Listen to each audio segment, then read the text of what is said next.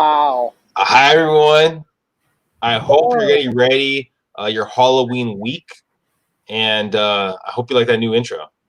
and there's really nothing more spooky, Vinny, than working with the wrong real estate agent.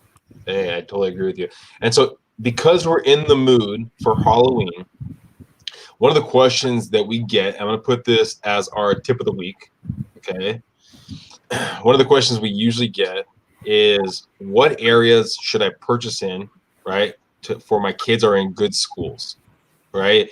You have kids, you're moving to San Diego, looking to buy in the area, be in the right school district. One of the platforms that I love to use is greatschools.org. All right. So you can just go onto their website and go in all of San Diego County, find all the 10s or 9s, 8s, and then go in the community. Right. So if we go in the community right here, you can kind of see which property. And then if you can put the address in, you put the address in up here, and it'll tell you the schools that are assigned to that location, to that area. So it can be very helpful if you are looking to purchase and trying to figure out schools and what kind of areas to purchase in and things like that. So greatschools.org if you're looking to buy in San Diego County. And another thing that a lot of people don't really note is those areas that have really high rated schools usually also have a lower crime rate most of the time. And later on in the week, we'll share a tip with you about that as well. Yeah, I won't jump into that too much. I'm not too fully sure, but you know what? I'm going to go with that. And also, too, if you haven't been watching, follow the new series that we're doing is What Do They Do? It's interviewing different people, part of the real estate transaction, and kind of walking through what they do during the process. Now, getting to the numbers, because that's what a lot of people are here for. You want to watch our market updates to understand what's going on in our market. Now, as you can see, we're slowly getting less inventory. We're slowly, steadily getting less inventory over the last couple weeks. Now, we'll see if this stays true, because you kind of look back. We were pretty consistent about 1,000 properties. We did have that little dip. We got to 863, the 938, and then we went back up to the 1140, the 1050, and then kind of went back down again. And we'll see if the holiday months, because usually during the holiday months, we get less properties hitting the market. So something to kind of just be aware of. Properties being sold simultaneously has gone down a trickle also. So usually, again, during the holiday time, you get less properties hitting the market, less people buying during that time frame. So things to think about. If we jump under the 700,000 threshold, I mean, again, we see that little bit of dip, and maybe not as drastic across the board, but it is something to kind of think about if we might be slowly slowing down during the holiday months. Which typically happens, during the holidays, Vinny. And this year it's going to be unlike any other because we got an election year, and we have a pandemic, and we already have a shorting of houses, and we have all-time lowest interest rates. So I think we're in for a most unusual holiday season. Yeah, I mean, I would say too, there's a lot of uncertainties to know what's going to happen. Again, usually we see a slowdown in the market, less buyers, less sellers. And this is not a normal market, because if you've been watching our market updates, you'll know that we usually see an uptick in new properties hitting the market around that June timeframe, which we didn't see this year. So we're kind of seeing, are we hopefully going to get more of that inventory hitting the market?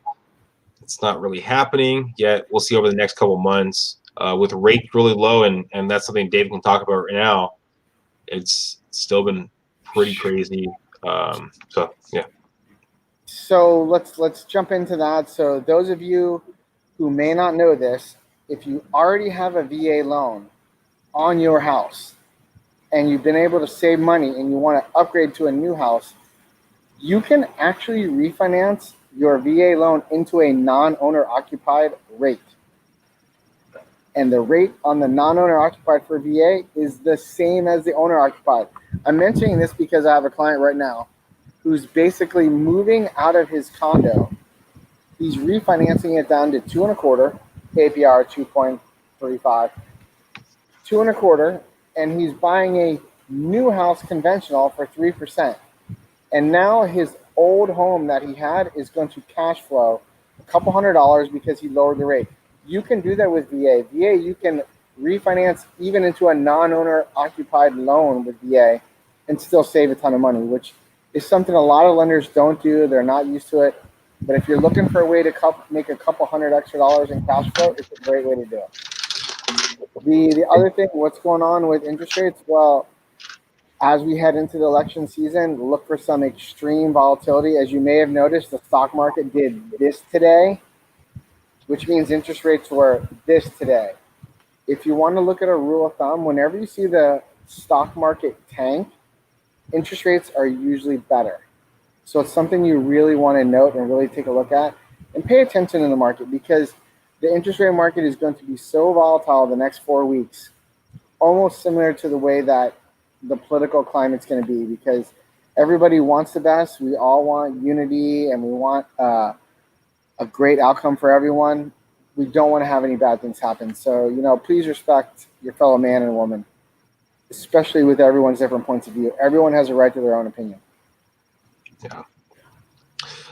And because rates are so low, if you haven't taken advantage of the refis, something that we've talked about the last couple of videos, majority of lenders right now are probably 60 to 70% of their business is refinances. And that is a little out of the norm. It is out of the norm. Yeah. So the big reason behind that are rates are on all-time lows right now. That if you haven't refinanced, that's something you should definitely call about and talk to David. You can even look to take money out of your property for ADU, okay, a granny flat. Maybe you have some cash flow income coming through your property. There's a lot of options that are currently available. And if you've watched these market updates, you'll know that we have a shortage of inventory, yet there are subsectors in San Diego County that you can still get some kind of value on. So you're talking about low rates and understanding the different markets to get value on. Okay. And it's super important for you to know your local market. That's why it's super important that you work with an agent that actually works the local area.